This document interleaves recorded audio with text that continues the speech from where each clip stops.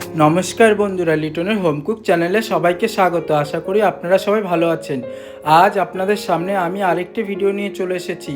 আজ আমার একটা ছোট্ট 100 লোকের অর্ডার ছিল, তাই অর্ডারে ছিল হচ্ছে ফ্রাইড রাইস আর প্যারিস চিকেনের মাংস। তাই প্রথমে কি করলাম, চিকেনগুলো ভালো করে ধুয়ে হলুদ লবণ মাখিয়ে রেখে দেওয়া হলো। তারপর ফ্রাইড রাইসের জন্য গাজর আর বিনস আর ক্যাপসিকাম একসাথে তেলে দিয়ে ভেজে নেওয়া হচ্ছে। আপনাদের আমি আগেও একটি প্যারিস মুরগির ভিডিও দিয়েছি, তা আমার এই অর্ডারটি ছিল, তাই আপনাদের আমি আবার দেখাচ্ছি। এই দেখুন, এইভাবে আমি সব বিনস আর গাজর আর ক্যাপসিকামগুলো ভেজে নিলাম। তারপরে এখন ভেজে নেব হচ্ছে কাজু আর কিশমিশ। ভিডিওটা আমি এক হাতে করছি আর এক হাতে আমি রান্নাটা করছি। তারপরে দিয়ে দেওয়া হলো কড়াইতে ঘিটা একটু গলে গেলে তারপরে দিয়ে দিতে হবে তেজপাতা আর এলাচ।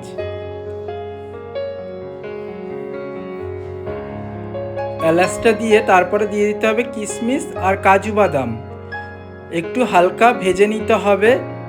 এইভাবে আপনারা বাড়িতে করলে এইভাবেই ভাজবেন। আর বন্ধুরা, ভিডিওটা প্রথম থেকে লাস্ট অবধি দেখবেন, আশা করি খুবই ভালো লাগবে। এইভাবে ভেজে নেওয়া হচ্ছে। আমার সাথে একটি মাসি ছিল, মাসি আমার কাজ করে, মাসি নামিয়ে দিচ্ছিল আর খুন্তি দিয়ে নাড়াচাড়া করছিল, আর আমি এক হাতে ক্যামেরা ধরে আর এক হাতে সব কিছু দিচ্ছিলাম। তারপরে মাসি সব কাজু কিশমিশগুলো নামিয়ে নিল। এই দেখুন, আমি মাংসটা হলুদ লবণ আর কাঁচা সর্ষের তেল দিয়ে আমি মাখিয়ে রেখে দিয়েছি 1 ঘন্টা মতন। এখন মাংসটা রান্না করার জন্য কড়াইতে সরিষার তেল আর শুকনো লঙ্কা, তেজপাতা আর একটু গোটা জিরে দিয়ে দিলাম। তারপরে একটু হালকা লাল লাল করে ভেজে তারপরে দিয়ে দেওয়া হলো পেঁয়াজ কুচিটা হালকা পরিমাণে ভেজে নিতে হবে। আপনারা যদি এরকম প্যারিস মুরগির মাংস বাড়িতে রান্না করেন তাহলে অবশ্যই এইভাবে করবেন, আশা করি খুবই ভালো লাগবে। তারপরে পেঁয়াজটা হালকা ভাজার পরে তারপরে দিয়ে দেওয়া হলো রসুন বাটা। রসুনটা একটু হালকা ভেজে নিতে হবে, যতক্ষণ কাঁচা গন্ধটা না যাবে ততক্ষণ ভেজে নিতে হবে।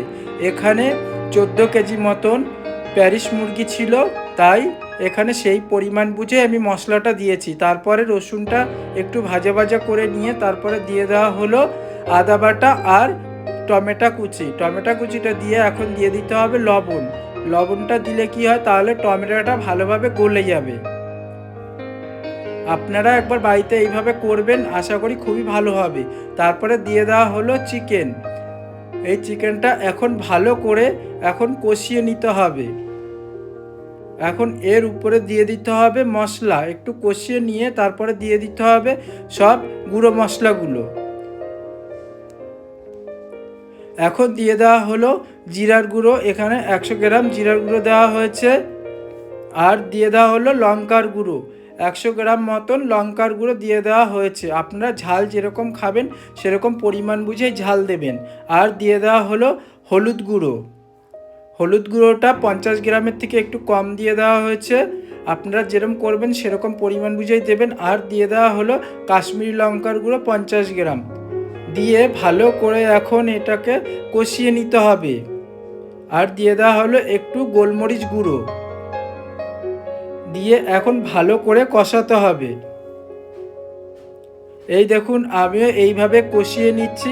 এই প্যারিস মুরগি খাসির মাংসের মতন পুরো শক্ত হয়, ভালো করে রান্না করতে হয়, অনেক টাইম নিয়ে করতে হয়। তারপরে দিয়ে দেওয়া হলো টক দই, একটু টক দই ফেটিয়ে নিয়ে তারপরে দিয়ে দেওয়া হলো। আর দিয়ে দেওয়া হলো টমেটোর সসটা দিয়ে ভালো করে এইভাবে নাড়িয়ে চাড়িয়ে নেওয়া হচ্ছে। আর দিয়ে দেওয়া হলো চালমগজ এবং কাজু বাদাম বাটা আর একটু পোস্ত বাটা দিয়ে ভালো করে কষিয়ে নিতে হবে। কারণ কি, এটা আমার 100 লোকের অর্ডার ছিল, তাই আমি সেই পরিমাণ বুঝেই করেছি। কারণ এই খাবারগুলো পুরো পার্সেল হবে, কোনো বসে খাবে না। এক দাদা আমাকে অর্ডার করেছে, সে কিছু লোকদের পার্সেল দেবে, তাই আমাকে বলেছে 100 লোকের মতন পার্সেল করে দিতে, তাই আমি রান্নাটা করেছি। তারপরে দিয়ে দেওয়া হলো কষিয়ে নিয়ে গরম জল। এই জলটা একটু মশলা দিয়ে ফুটিয়ে নেওয়া হয়েছে। একটু জলের পরিমাণটা একটু বেশি দিয়েছি, কারণ কি মাংসটা সিদ্ধ হতে অনেক টাইম লাগে। তারপরে কড়াই থেকে নামিয়ে একটি রিং টবে ফুটাচ্ছি আর দিয়ে দিলাম কিছু পেঁপে, কারণ কি মাংসটা খুবই অত্যাধিক শক্ত, তাই পেঁপে দিয়ে একটু গালিয়ে নিলাম। তারপরে দিয়ে দেওয়া হলো ভাজা জিরার গুঁড়ো আর ভাজা গরম মশলার গুঁড়ো আর জায়ফল জয়িত্রী গুঁড়ো আর একটু ঘিটা দিয়ে ভালো করে নাড়িয়ে চাড়িয়ে নামিয়ে নিলাম। তারপরে ফ্রাইড রাইসের জন্য দিয়ে দেওয়া হলো লবঙ্গ, তেজপাতা আর মটরশুঁটি আর লবণ দিয়ে একটু জলটাকে গরম করে নিতে হবে। তারপরে চালটা আমি 1 ঘন্টা 1.5 ঘন্টা মতন ভিজিয়ে রেখেছি, এখন এই গরম জলে দিয়ে দেওয়া হলো। যেহেতু আমি এক হাতে ভিডিওটা করেছি তাই আপনাদের আমি পুরো ভিডিওটা দেখাতে পারলাম না, কিছু মনে করবেন না। তারপর রাইসটা দেখুন হয়ে গেছে, এখন রাইসটা নামিয়ে নিচ্ছি দুটো পাত্রে। নামিয়ে নিয়ে একটি ডেক্সিতে লেয়ার করে সব সাজিয়ে নিয়েছি। লেয়ারটা আপনাদের কিভাবে করেছি আমি দেখাতে পারলাম না। এই দেখুন, প্রথমে রাইস দিয়ে তারপরে হচ্ছে বিনস গাজর ভাজা ও কাজু বাদাম আর চিনি, গোলাপ জল, কেওড়া জল আর হচ্ছে শাহামরিচ আর চিনি দিয়ে ভালো করে ছড়িয়ে দিয়ে এইভাবে লেয়ার করে নিয়েছি, 2 পার্টে করে ডেক্সিতে দিয়ে দিয়েছি। তারপরে ডেক্সিটা ওভেনের উপরে দিয়ে হালকা আঁচে এখন রাইসটা মিলিয়ে নিচ্ছি। এই দেখুন রাইসটা কত সুন্দর হয়েছে, একটি ভাতও ভাঙেনি, খুব সুন্দরভাবে রাইসটা হয়েছে। মেলানোর পরে দেখুন কত সুন্দর লাগছে।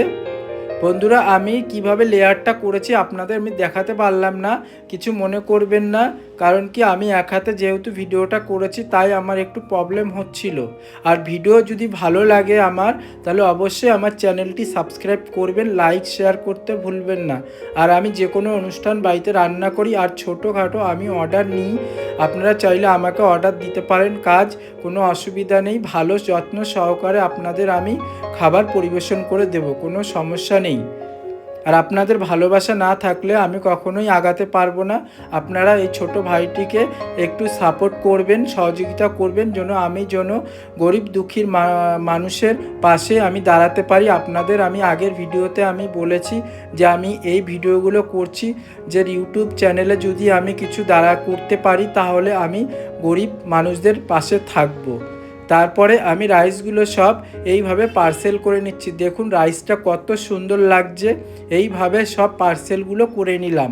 আমি নিজেই রান্না করে তারপরে আমি নিজেই সব পার্সেলগুলো করে নিলাম। দেখুন কত বড় ফয়েল, এই ফয়েলে আমি পুরো ভর্তি করে দিয়েছি, কারণ কি যেন একটা মানুষ ভালোভাবে পেট ভরে যেন খেতে পারে, সেইভাবে আমি পার্সেলগুলো করেছি। আপনারা যদি এরকম রেসিপি দেখতে চান তাহলে আমার চ্যানেলটিকে অবশ্যই সাবস্ক্রাইব করবেন, আর কি রেসিপি দেখতে চান অবশ্যই কমেন্ট করবেন। আর এই বাটিতে আমি সব চিকেনগুলো আমি পার্সেল করে দিয়েছি, কারণ কি দাদাভাই বলেছে বেশি দিতে না, 2 পিস বা 3 পিস করে পার্সেল করতে, তাই আমি সেই পরিমাণ বুঝেই আমি পার্সেলগুলো করেছি। আর যেই দাদাভাই দিদিভাই ভিডিওটা দেখছেন অসংখ্য ধন্যবাদ। সুস্থ থাকবেন, ভালো থাকবেন সপরিবারে।